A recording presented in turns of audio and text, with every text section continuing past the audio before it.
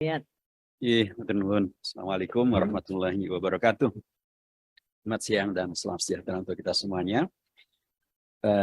Ibu Ketua atau Wakil Ketua Komisi 8 dan Ketua Panja yang saya hormati, rekan-rekan Komisi 8 dan Ketua Panja yang saya hormati, Bapak Ibu sekalian, Dirjen Pendis, kemudian Bimas Kristen, Katolik, Hindu, Buddha, dan Bapak dari Deputi Bidang SDM Aparatur Negara dari PNRB yang saya hormati. Jadi saya melanjutkan yang disampaikan oleh rekan semuanya. Pertama, saya sangat apresiasi dengan adanya rapat bersama pada siang hari ini dan yang disampaikan rekan-rekan memang sangat baik kalau ya tuntas gitu, sekaligus juga melibatkan Kementerian Keuangan, juga Kementerian Pendidikan dan Kebudayaan sehingga komprehensif dengan demikian maka bisa teratasi dan terselesaikan. Sekalipun kalau kemudian tadi yang kami dengarkan secara langsung dari Kemenpan RB maupun juga dari Kementerian Agama, dari Dirjen Pendis dan lain sebagainya, kayaknya ini juga ada yang harusnya diselesaikan di internal pemerintah.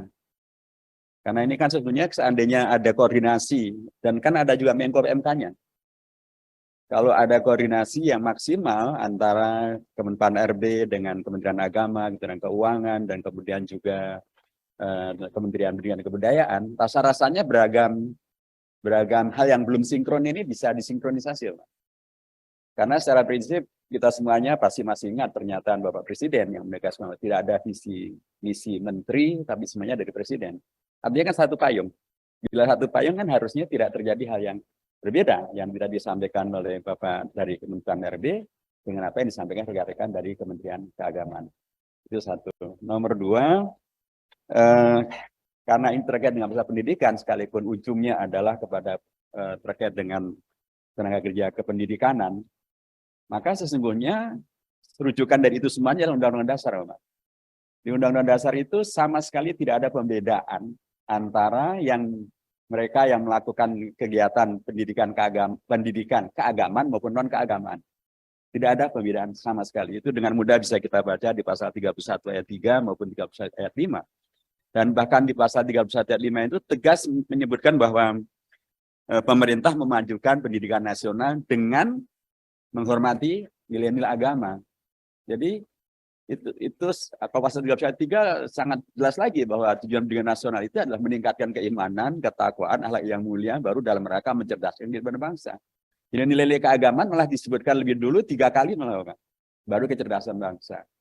Jadi ini tentu bukan dalam rangka untuk menghadirkan dikotomi dan apalagi satu kondisi yang tidak adil. Justru mestinya dari payung konstitusi yang sangat jelas ini, mestinya memang penjabarannya adalah hadirnya harmoni dan keadilan, baik dalam konteks anggaran maupun juga dalam konteks yang terkait dengan masalah kebijakan-kebijakan terkait dengan pendidikan keagamaan, agama apapun, apakah agama Islam, Kristen, Hindu, Buddha, Katolik, dan lain sebagainya. Semuanya memang kategorinya adalah keadilan.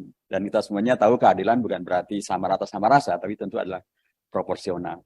Jadi menurut saya ini juga sangat dipentingkan, mungkin kita Komisi 8 penting untuk menyampaikan kepada Kementerian Koordinator PMK untuk melakukan koordinasi ini. Karena kalau mereka koordinasikan, saya kira permasalahan juga akan sudah selesai. Dan tadi yang disampaikan oleh Bapak Dr. Alek Denny ya, dari Kementerian PNRB, secara langsung sudah dijawab juga oleh Bapak Dirjen Pendis, bahwa di Dirjen Pendis sudah ada juga data-data yang sangat valid, bahkan beliau yakini sangat berdaya gitu, ya, dalam apa yang disebut dengan simpatika itu. Memang dari sisi umurnya memang dia masih jauh lebih muda ketimbang Dapodik, tapi kualitasnya diyakini sudah amat sangat mumpuni, sehingga menurut saya sangat bagus sekali bila dalam rangka koordinasi antar kementerian itu ini diakurkan, didudukkan. Jadi saling mengingatkan dan atau tidak tindakan itu padahal dalam rangka melaksanakan visi misi presiden, dalam rangka melaksanakan undang-undang dasar, dan dua-duanya produk daripada kementerian yang ya kita yakinilah atau kita husnudoni bahwa ini pasti sudah valid begitu. Nah, ketimbang kemudian apa yang dihadirkan oleh Kementerian Agama yang diyakini sesuai dengan apa yang menjadi kebutuhan Kementerian Agama tidak diakomodasi maksimal oleh Kementerian PAN RB, menurut saya lebih bagus disinkronkan saya, Pak.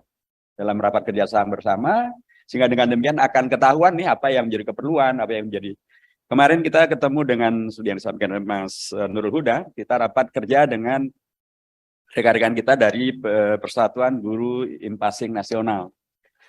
Mereka menyampaikan hal yang sama, kekurangan guru, kekurangan pengangkatan guru, dan kami di lapangan sudah disampaikan Bang John Edi tadi. Ya kalau kita dalam kegiatan ngopi, ngobrol perihal iman yang merupakan kegiatan Kementerian Agama, keluhannya sama, Pak, tentang masalah pengangkatan guru, tentang masalah ketimpangan gaji, tentang masalah di semua agama.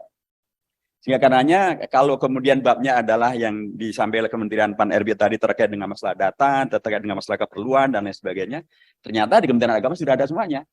Jadi tinggal bagaimana itu disinkronkan secara saling menghormati, sekaligus juga saling menjadi bagian daripada solusi yang semuanya adalah dalam rangka menjalankan visi Presiden. Dan saya yakin Pak Jokowi akan sangat nyaman bila di akhir masa jabatan beliau di periode yang terakhir ini masalah ini teratasi selesai, Pak. Wah, itu akan beliau meninggalkan sebuah legasi yang sangat baik. Yang terakhir yang saya sampaikan bahwa permasalahan ini perlu mendapatkan perhatian kita semuanya karena mohon maaf kalau dari pendidikan agama kemudian nanti ujungnya adalah etika dan atau attitude perilaku anak-anak.